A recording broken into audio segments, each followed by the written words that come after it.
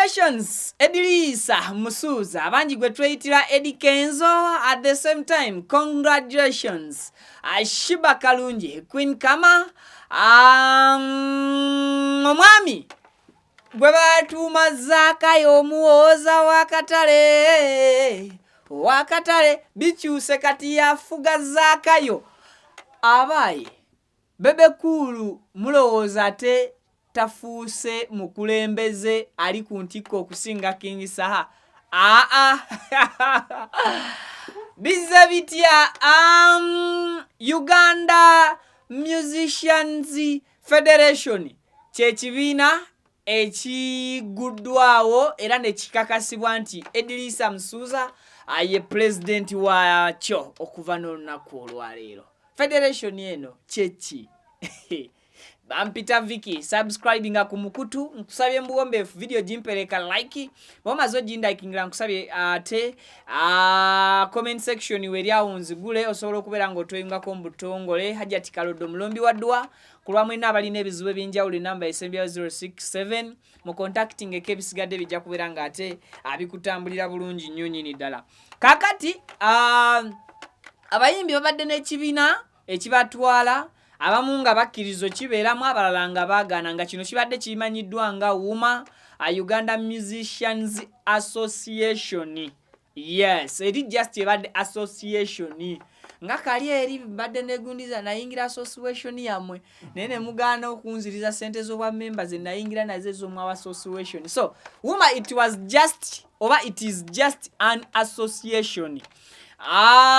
Kakati Jeno Sali Musale abayimbi nga bayita mu Jeno Sali Musale ba creatingawo ekintu ekirala ekimanyiddwa nga federation era ng'eno bagituuma Uganda Musicians Federation eri Uganda Musicians Association eno Ugandan Musicians Federation.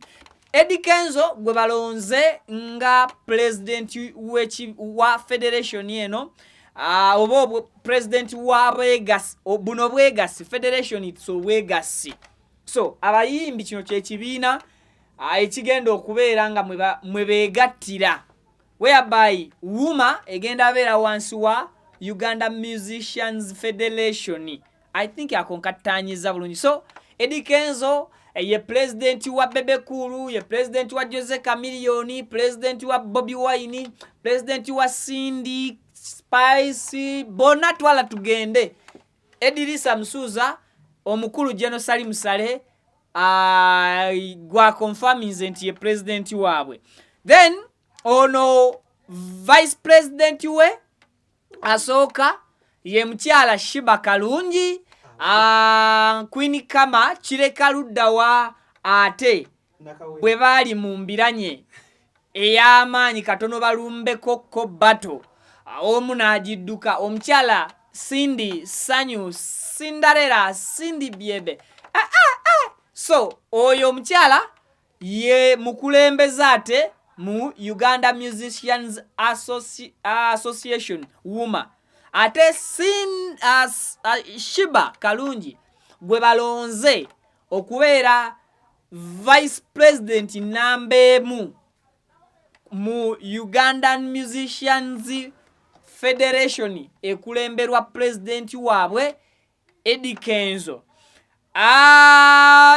Shiba tabadde open nnyo mu Wuma. Eddy Kenzo tabadde open nnyo mu Wuma. Wuma ebadde kulemberwa ndoza Fina Masanyalaze. Fina Mugerwa. Ekuliwa Cindy, yes. Fina Mugerwa permanent secretaries. Yes.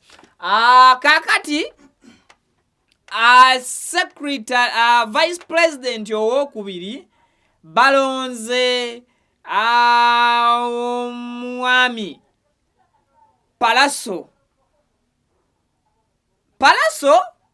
mu Wuma tabadde active but mu federation gwe balonze nga vice president namba 2.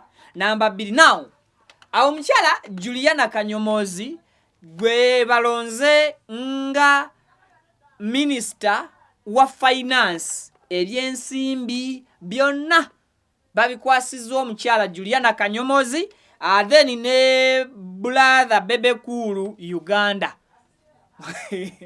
Bebe Kulu Minister wa Finance ne mukyala Juliana Kanyomozi. Oyinza okubuuza Zakayo nategeezezza ki? King Saha yali ayimba oluyimba lwa Zakayo yaludedicatingira nnyo omukulu a big size Bebe Cool.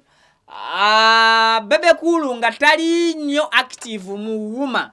Olwaleero buli ayagala akasimbi omwami ono Bebe Cool yalina okapulovinga. Whereby singa King Saha abadde yayitamu actually ye bibuzabuza president wa Wuma waliwo Cindy, at the same time president wa Wuma waliwo esimbyewo King Saha. King Saha paka nerero akkiriza nti ye president wa Wuma.